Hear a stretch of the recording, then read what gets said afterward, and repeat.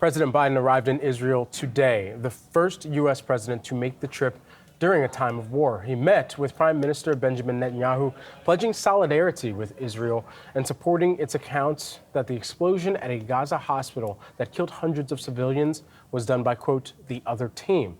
Our next guest sees some major risks the U.S. is facing by getting so deeply involved. Joining us now, we've got Kevin Barron, Politico live editorial director. Kevin, it's good to have you here with us this morning to really add some more context around this.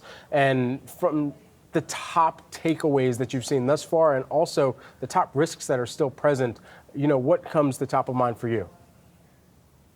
Well, I think this is a pretty historic day with Joe Biden in the region for several reasons. One, historically, the U.S. and Israeli relationship has been rock solid, especially at the military and intelligence level, which I've covered for, like you said, about 20 years now. Whatever there are political differences, that remains the same. That's all being tested. And I think we've seen in the last 5 to 7 days how Israel, at first, with it was being so upset by the attack, pledged to send the tanks into Gaza, invade Gaza, kick out 1 million people. Slowly get walked back by some really intense diplomacy by the Americans.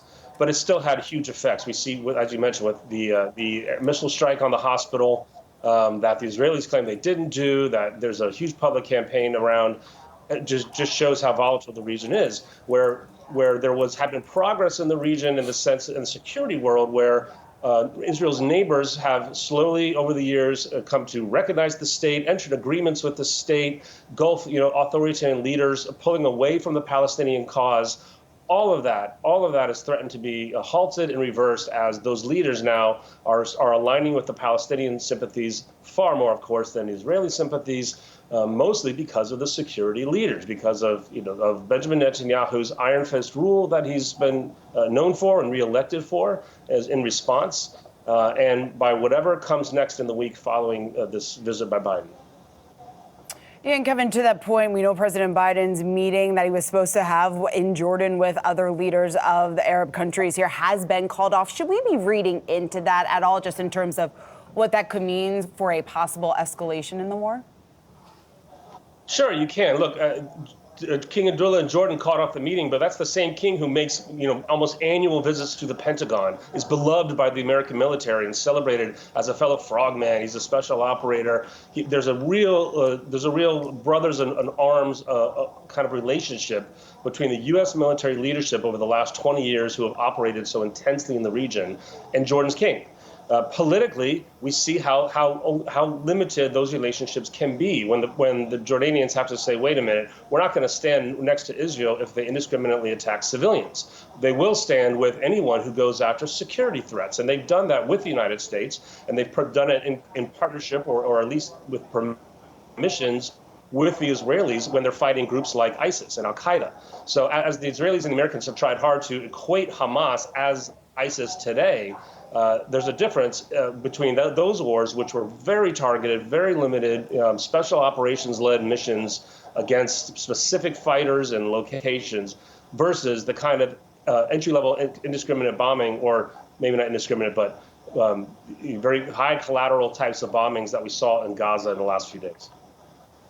Kevin, there was the early assessment that this was a conflict that could potentially be self-contained, but now as you have more world leaders making their own presences known here in the U.S., President Biden making a trip, but then also kind of bringing other world leaders like China into the conversation as well and trying to get them to condemn Hamas as well.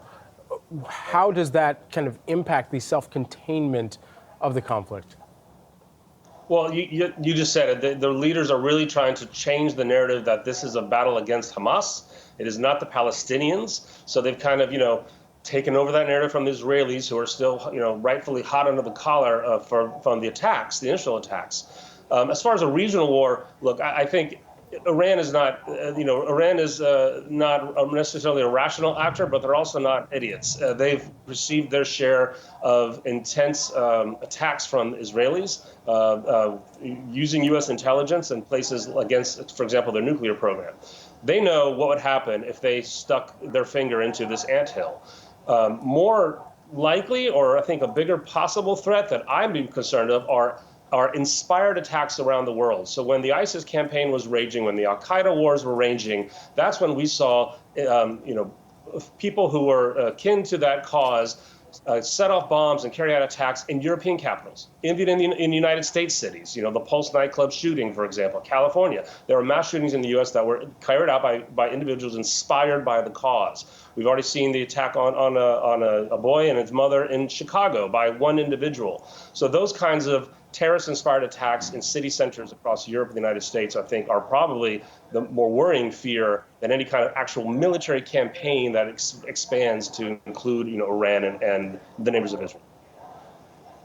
Kevin, bringing it back here to the U.S. and for President Biden and the Biden administration, how big of a test is this for President Biden when we do look ahead to 2024? It's huge. This could be the largest foreign policy moment of his entire first term. Biden came into office pledging to have a summit of democracies. That kind of never really happened. There have been some meetings, but they couldn't pull it together.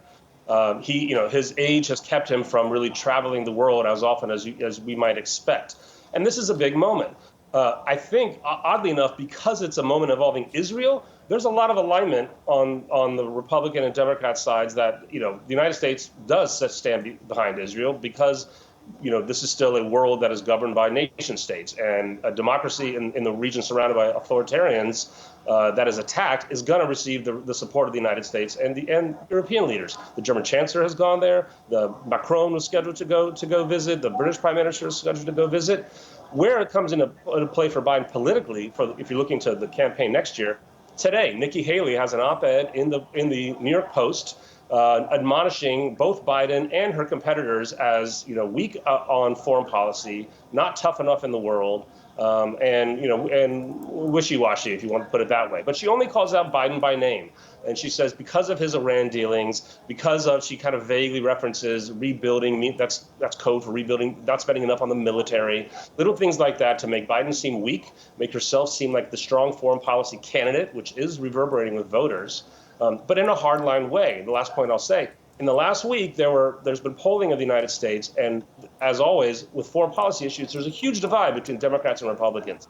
Democrats are showing far more sympathy for Palestinians. This was early last week too, than Republicans. And when I say far more, only 4% of Republicans said that they show sympathy with Palestinians, more than the Israelis, and it's more like 40% or so for Democrats. Just 4%. So Republicans really view this as a cultural divide, a religious divide, and they are not anywhere near as forgiving. And so Nikki Haley again tweeted this morning, the only question that Biden should be asking of Netanyahu and the Israelis is, how can the U.S. help? That's a hard line that doesn't match with world sympathies right now. All right, Kevin Barron, Politico Live editorial director. Thanks so much for taking the time and, of course, breaking down the latest on that President Biden's trip to Israel.